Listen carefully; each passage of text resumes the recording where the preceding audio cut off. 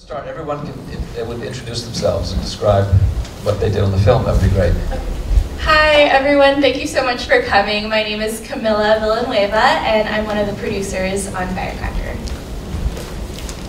Hi, I'm Caroline Guo and I was writer-director. Hi, I'm Lydia Li and I'm the actress who doesn't need a mic. Oh, I'm sorry, I should. No, it's good. I have a project. Okay. And you're from Los Angeles? That's a loaded question. We all met in Los Angeles, but I'm currently now in New Jersey, and then Caroline's in Florida, Lydia's in Massachusetts, and we all kind of, this has been us reuniting since we shot this thing. Uh-huh. Your first time back together? Yeah. Wow. Okay. First time watching it together. Wow. Yeah. Wow. And what was your reaction? It's always so great to watch it with a live audience. Like, you laugh at certain parts that you think people will laugh at too, and you hope people will laugh at too, and then other parts, you know, people laugh at that you didn't expect. And it's just really lovely to share this energy with you all, and we're so grateful that you could all attend and see this today. How did the project come together? Okay, who did you start? So it took the journey actually, like, so the seed of the story started like several years Into the mic, Oh, make sorry. sure. Is this better? Yes. Sorry. This is why I'm behind the camera. So the seed of the story started like several years ago when I was actually living in Beijing, and you know, just inspired by all of that, and really like a love letter to those nearest and dearest to me there, and these spaces and characters and stories. So that started several years ago. I wrote a feature script. Was fortunate enough in 2020 to go through a writing lab. It was the Women in Film and Blacklist feature lab residency. That was a year-long mentorship for this feature script. And then this incubator program opportunity came up. But I actually didn't have something in the feature script to directly uplift. I had to really go back and rework it. It was kind of a blessing because then I went back to thinking like, what's the heart of this story? And also thinking of something that's producible within the time frame of the incubator program. So went back and thought it's really just between these two characters, and like boiled it down to this essence, and essentially one space or very limited spaces. So did that, applied to that. You know, like with all things you apply to, kind of just feel like you go out into the void and you'll never hear back. So I was very lucky and, you know, grateful to have gotten funding for that. That was with NALIP, which is the National Association of Latino Independent Producers, Latino Lens Women of Color Short Film Incubator, sponsored by Netflix. Just to get all that in. Also not leaving anyone out. And it was a great incubator program, but they told us the news of that we got the grant like beginning of July. I was still at my parents' place in Florida during the pandemic. It's like, better get back to LA to do this. So I flew back like mid-July, and the delivery date for the whole project was October 1st of that year. So we had 2.5 months for all of prep, production, and post. I never pulled so many all-nighters since I was a student, I think. But it was just amazing, and everything lined up, and with finding Lydia and finding Cam. So really just a little like miracle how it came about. And this is your first film, yes? My second short. Second short. Yeah. Okay, great. And your feature, how's that lining up now? We'll see. That was also the thought process, because we were talking about this yesterday. That was also part of the thought process of, who knows, I mean, I'd love to like still make a feature of this one day, but if this is the only iteration of Firecracker that will live out there, I want it to also be able to stand by itself as a short, and not just as, you know, proof of concept. So we'll see. So if this is the only Firecracker, like, you know, that's great, but also let's see about the future. Have you played other festivals?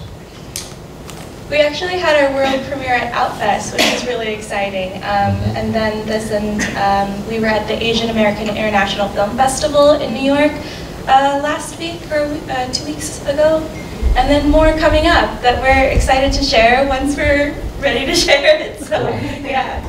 And Lydia, tell us about your work. I mean, you're an actor based in Massachusetts. Well,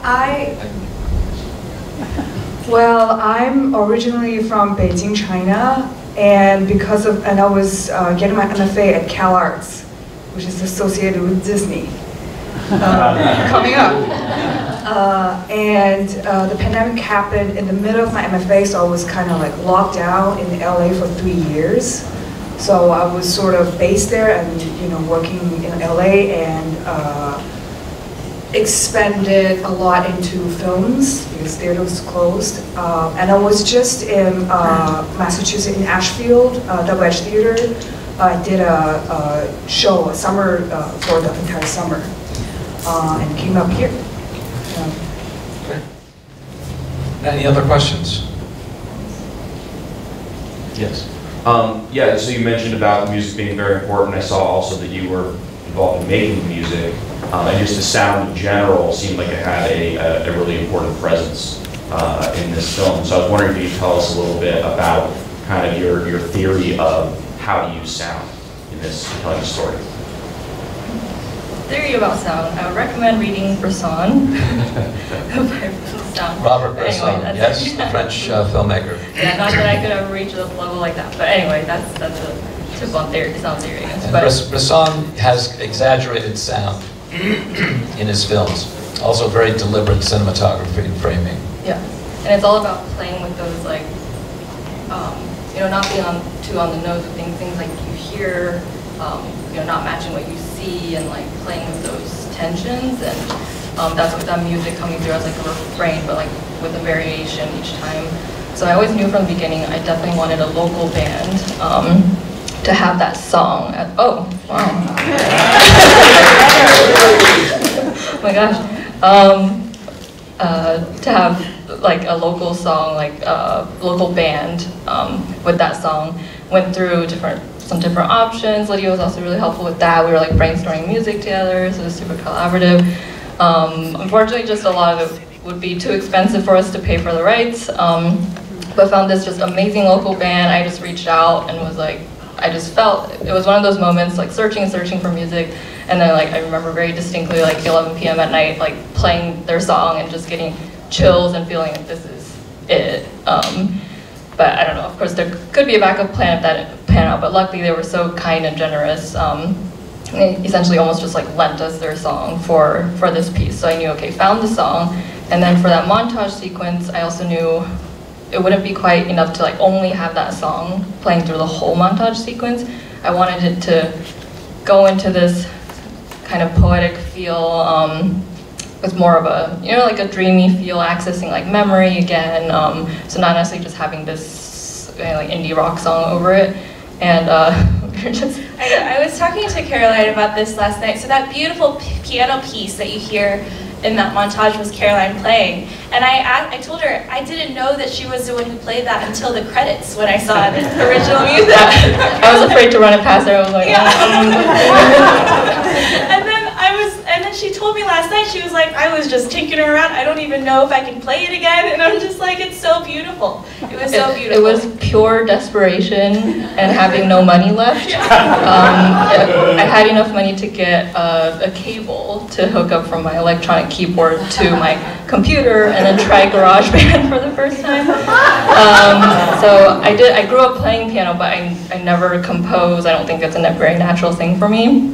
So I would love to work with an actual composer one day. That is not myself. It's not my strong suit, but it was just kind of watching the images and the feelings they gave me and going with that. But yeah, like Cam said, I don't even know what I played. I love how humble she is, because she's really quite talented. So we should give her like a round. This is independent filmmaking. Yeah. Revealed in all of its detail, inspiration, aspiration, and talent and diligence. A lot of hard work. Congratulations. Really good.